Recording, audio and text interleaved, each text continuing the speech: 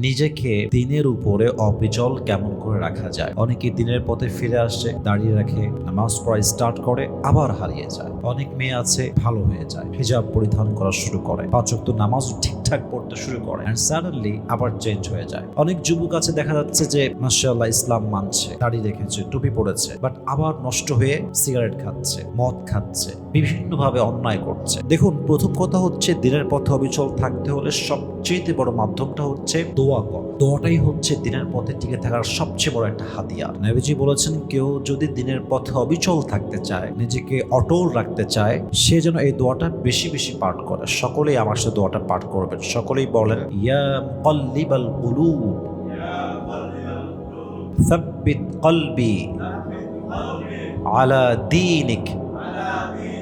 এর অর্থ হচ্ছে, হে অন্তর সমূহ পরিবর্তনকারী, তুমি আমার অন্তরকে তোমার দ্বীনের উপরে অটল করে দাও। সকলে পড়া আমিন। তো এই দোয়াটা সকলে বেশি বেশি পাঠ করবেন। ইয়া মুকাল্লিবাল কুলুব সাব্বিত কলবি আলা দীনিক।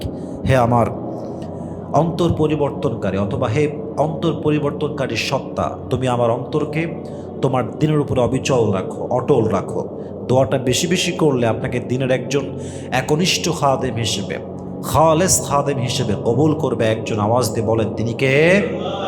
Number 1, you have to make supplication more and more, as much as you can. You have to try your best. 2 নম্বর, যে ব্যক্তি দিনের পথে নিজেকে অবিচল রাখতে চায়, তার দ্বিতীয় শর্ত বা দ্বিতীয় রুলস হচ্ছে সে ব্যক্তিকে বেশি বেশি আল্লাহর কাছে ক্ষমা প্রার্থনা করতে হবে। যেমন কোরআনে আসছে, ওয়ানিস্তাগফিরু রাব্বাকুম সুম্মা তুবু ইলাইহি ইউমাত্তিউকুম মাতাআন হাসানা। আল্লাহ তাআলা বলছেন, তোমরা আমার কাছে ক্ষমা প্রার্থনা করো, তোমরা আমার কাছে ক্ষমা চাও, এবং এই ক্ষমা চাওয়ার ব্যাপারে কি হবে? আল্লাহ তাআলা বলছেন, যদি তোমরা আমার কাছে ক্ষমা বারবার চাও, এতে করে তোমাকে আমি একটি উত্তম জীবন দান করব, তোমাকে আমি উত্তম জীবনে নিয়ে আসবো। সকলেই পড়েন সুবহানাল্লাহ। এজন্য বেশি বেশি ক্ষমা চাওয়া, বারবার বারবার ক্ষমা চাওয়া, অতীতের গুনাহের জন্য, কিংবা চলতে গিয়ে যে ভুল হচ্ছে ক্ষমা চান, ভুল হচ্ছে ক্ষমা চান। Please try to keep it. এখান থেকে থেমে যাবেন না। অন্যায় হয়ে গেছে, সঙ্গে সঙ্গে মাফ চান। আল্লাহ আমাদেরকে তৌফিক দান করুন। সকলেই পড়া আমিন। 3 নাম্বার, কেউ যদি দিনের পথে নিজেকে অবিচল রাখতে চায়, দ্য থার্ড কন্ডিশন, 3 নাম্বার শর্ত, সেটা হচ্ছে তাকে অবশ্যই একটি বিষয় খেয়াল রাখতে হবে। সেটা হচ্ছে ইলমে নাফিআ বেশি বেশি অর্জন করা। দেখেন, ইলমে নাফিআ হচ্ছে উপকারকারী, মানে যে জ্ঞানটা আমাদের উপকারে আসবে এটাকে বলা হয় ইলমে নাফিআ। এবং এই জ্ঞানটা অর্জন করলে কি হবে? আপনি হারাম থেকে বাঁচতে পারবেন, হালালে আসতে পারবেন। ইলমে নাফিআ হচ্ছে এমন একটি জ্ঞান যে জ্ঞানটি মানুষকে অন্যায় থেকে বাঁচায়, গুনাহ থেকে বাঁচায়। এজন্য কোরআন এবং হাদিস সম্পর্কে সঠিক জ্ঞান অর্জন করা, ভালো কথা বোঝা, ইসলামের রুলস অ্যান্ড রেগুলেশনস বোঝা, জ্ঞান অর্জন করা, এটা যে যত বেশি করতে পারবে সে তত বেশি দিনের পথে অবিচল থাকতে পারবে। আমাদেরকে তৌফিক দান করুন। সকলেই পড়া আমিন। নাম্বার 4, এটা খুবই গুরুত্বপূর্ণ একটি বিষয়। আই এম সো সরি, আমার জিনিসটা আবার পড়ে যাচ্ছে। 4 নম্বর বিষয়টা হচ্ছে, যদি কেউ নিজেকে দিনের পথে অবিচল রাখতে চায়, এটা খুবই গুরুত্বপূর্ণ। যদি আপনিও রাখতে চান নিজেকে দিনের উপরে অবিচল, then you must have to invest your time with the good people. নিজেকে সবসময় ভালো মানুষের সঙ্গে রাখেন, আলেমের সোহবতে থাকেন, একজন ভালো মানুষের সোহবতে থাকেন যে 5 ওয়াক্ত নামাজ পড়ে, মুত্তাকি, ইখলাস নিয়ে চলে, দিনের জন্য কাজ করে, তাবলীগে যায়, দিনই মনোমাইন্ড তার আছে। যে ব্যক্তি নিজেকে ভালো মানুষের সঙ্গে রাখতে পারে, সে ভালো কাজ করতে পারে। So if you want to keep yourself steadfast on the path of religion, then you must have to invest your time with the good people. ভালো মানুষের সম্পর্ক রাখবেন, ভালো মানুষের সাহচর্যে থাকবেন, দেখবেন আল্লাহ আপনাকে পরিপূর্ণ দিনের দায়ী হিসেবে কবুল করবে। সকলেই পড়া আমিন।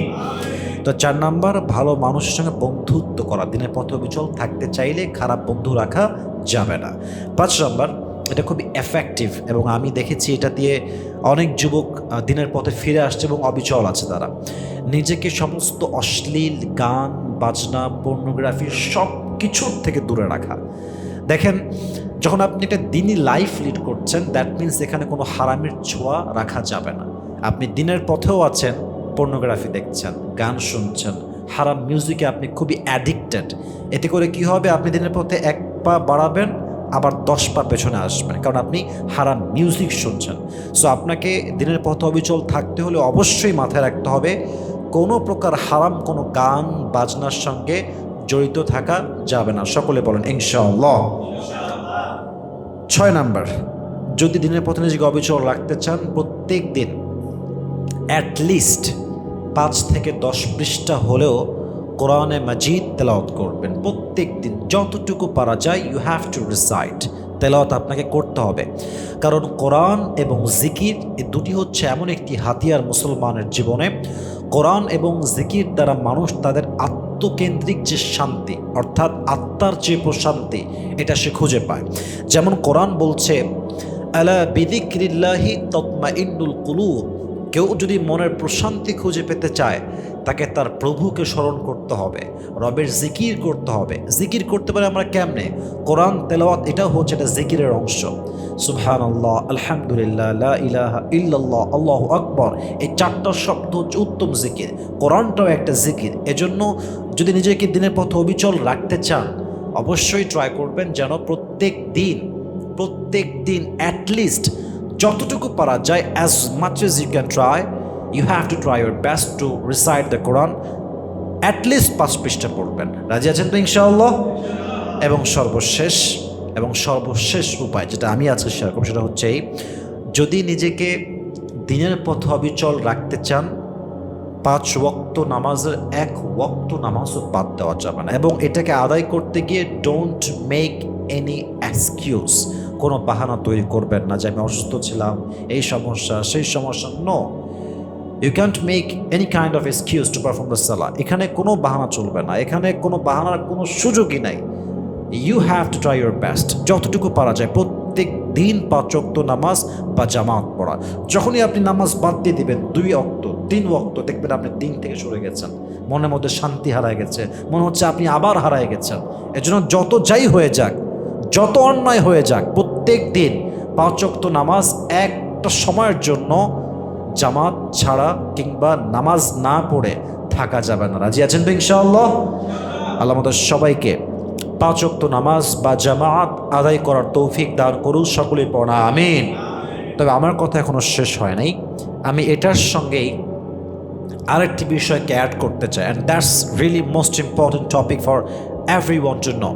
And the question is, যেহেতু আমরা সকলেই মোটামুটি মাশাআল্লাহ 5 ওয়াক্ত নামাজ পড়ছি কিংবা পড়া ট্রাই করছি, কোরআনে আল্লাহ তাআলা বলেছেন ইন্নাস সালাতা তানহা আনিল ফাহশাই ওয়াল মুনকার, সালাহ will protect you from every kind of adultery things, every kind of immorality things.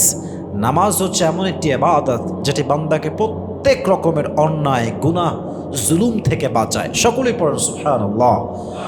Now the question is, many people in this society or in this world, we have seen them, they're performing salah, তারা নামাজ পড়ছে 5 ওয়াক্ত ঠিকঠাক, নামাজ পড়ছে জামাতের সাথে, সব কিছু ওকে আছে মাশাআল্লাহ, মসজিদে আসে, টুপি পরে, দাঁড়িয়ে আছে, they are performing salah, but still they are watching pornography, still they have haram relationship। 5 ওয়াক্ত নামাজ তারা পড়ছে কিংবা আমরা পড়ছি, বাট এখন আমরা গান শুনি, এখন আমরা পর্নোগ্রাফি দেখছি, কিংবা এখন আমরা হারাম রিলেশনশিপে আছি। সো আল্লাহ যে বললেন ইন্না সালাতা তানহা আনিল ফাহশাই ওয়াল মুনকার, নামাজ তোমাকে অন্যায় থেকে বাঁচাবে, তাহলে আমি নামাজ পড়েও অন্যায় থেকে বাঁচতে পারলাম না কেন? আল্লাহর কথা কি ভুল হতে পারে? অবশ্যই না। আল্লাহর কথায় কোনো প্রকার কোনো সন্দেহ থাকতে পারে? আল্লাহর প্রত্যেকটি কথা অথেন্টিক, অরিজিনাল, এবং প্রত্যেকটি কথাই হচ্ছে নিঃসন্দেহে সত্য। তবে ব্যাখ্যা আছে। আল্লাহ তাআলা বললেন নামাজ তোমাকে অন্যায় থেকে বাঁচাবে, বাট নামাজ তোমার যেভাবে পড়া উচিত, যেভাবে পড়লে তোমাকে অন্যায় থেকে নামাজ বাঁচাবে, তুমি সেই হিসাবে সেই ওয়েতে নামাজটা আদায় করছো না। কেমন? একটু বোঝার ট্রাই করেন। নামাজে আমরা দাঁড়াচ্ছি, কিন্তু সত্য কথা এটাই, নামাজে আমাদের কনসেন্ট্রেশন নাই। নামাজ আমরা পড়ছি, আমাদের মন আছে এক জায়গায়, ঘুরে বেড়াচ্ছে পার্কে, রাস্তা ঘাটে, ফেসবুকে, ইউটিউবে, টিকটকে আমার মন। That means we are performing salah, but we don't have the concentration in salah that actually we should that's actually we should apply. যেই কনসেন্ট্রেশন আমার অ্যাপ্লাই করার দরকার নামাজে, এটা আমি করছি না। হুদায় দাঁড়ায় আছি, কেরাত পড়ছি কি পড়ছি না কোনো ধান্দাই নাই, হুদায় দাঁড়ায় আছে, দেহ এক জায়গায়, মন আর এক জায়গায়। এক নাম্বার কারণ, এই নামাজ যে পড়বে মনোযোগবিহীন নামাজ, কোনো রকম কনসেন্ট্রেশনবিহীন নামাজ, মনোযোগ নাই, এই নামাজ পড়ে কখনো আপনি অন্যায় থেকে বাঁচতে পারবেন না, নাম্বার ওয়ান। নাম্বার টু, নামাজ আমরা পড়ছি but we don't know the meaning what we are reciting in salah. আমরা যে কি পড়ছি এর অর্থ কি, সূরা ফাতিহার অর্থ কি? এই যে আমরা সানা পড়ছি সুবহানাকাল্লাহুম্মা বিহামদিকা ওয়া তাবারাকা ইসমুকা ওয়া তাআলা জাদ্দুকা ওয়া লা ইলাহা গায়রুক, what is the meaning of this sana? এটার অর্থ কি? আমরা যাচ্ছি আল্লাহু আকবার, রুকুতে উঠছি সামি আল্লাহু লিমান হামিদা, এর অর্থ কি? আমরা অর্থ জানি না। এজন্য নামাজের যে একটা ডিজায়ার্ড এফেক্ট, এটা আমাদের উপরে কখনো হয় না, আমাদের পরিবর্তন আসে না, গুনাহ থেকে আমরা বাঁচতে পারি না। অতএব আপনাকে জানতে হবে আপনি কি পড়ছেন। জানলেই হবে না, ফিল করতে হবে, অনুধাবন করতে হবে যে আমি কি পড়ছি। আলহামদুলিল্লাহি রাব্বিল আলামিন অর্থ কি? আর রহমানির রহিম এর অর্থ কি? আমাকে জানতে হবে, জানলে আমার মনোযোগ বাড়বে। এর জন্য আমরা ট্রাই করব যা পড়ছি এর অর্থ বুঝে বুঝে পড়ব। রাজি আছেন তো ইনশাআল্লাহ? সর্বশেষ, নামাজ পড়েও আমরা অন্যায় থেকে বাঁচি না এই জন্য, কারণ নামাজটা আমরা খুব বেশি তাড়াহুড়ো করে পড়ি। আচ্ছা, 4 রাকাত নামাজ অ্যাটলিস্ট আমাদের সময় নেওয়া উচিত কমপক্ষে 8 মিনিট, অ্যাটলিস্ট 8 মিনিট লাগবে। আচ্ছা 7 মিনিট দরকার ধরলাম, ফর এক্সাম্পল ধরলাম, কিন্তু অনেকে 4 রাকাত নামাজ পড়ছে জাস্ট 4 মিনিটে, অনেকে 3 মিনিটে, জাস্ট ঢিপের মতো, কোনো মতে আল্লাহু আকবার দিয়ে রুকু সেজদা করে শেষ। এই নামাজের কোনো দাম আল্লাহর কাছে নাই। হাদিসে আসছে, যেই নামাজ তোমাকে তোমার অশ্লীল কাজ থেকে বাঁচাতে পারে নাই, সে নামাজের কোনো দাম আল্লাহর কাছে নাই। এবং এই নামাজটা আসলে নামাজের মতো নামাজটা হচ্ছে না। এই জন্য আমরা ট্রাই করব যা পড়ছি বুঝে পড়ব, যা পড়ছি মনোযোগ দিয়ে পড়ব। যতটুকু নামাজ আমার আছে, 4 রাকাত হোক 2 রাকাত হোক, পরিপূর্ণ ধীরস্থিরভাবে কোরআনটাকে তারতিল সহ, ওয়ারাত্তিল কোরআন তারতিলা, ধীরস্থিরভাবে সুন্দরভাবে কেরাত পড়ে মনোযোগ দিয়ে অর্থ বুঝে আমরা পড়ব। তবেই ইনশাআল্লাহ আমাদের প্রত্যেকের নামাজ আমাদের সবাইকে অশ্লীল কাজ থেকে হেফাজত করবে। সকলেই পড়েন ইনশাআল্লাহ। আল্লাহ আমাদের সবাইকে কথাগুলো মানা, বোঝা এবং আমল করার তৌফিক দান করুন। সকলেই পড়েন আমিন।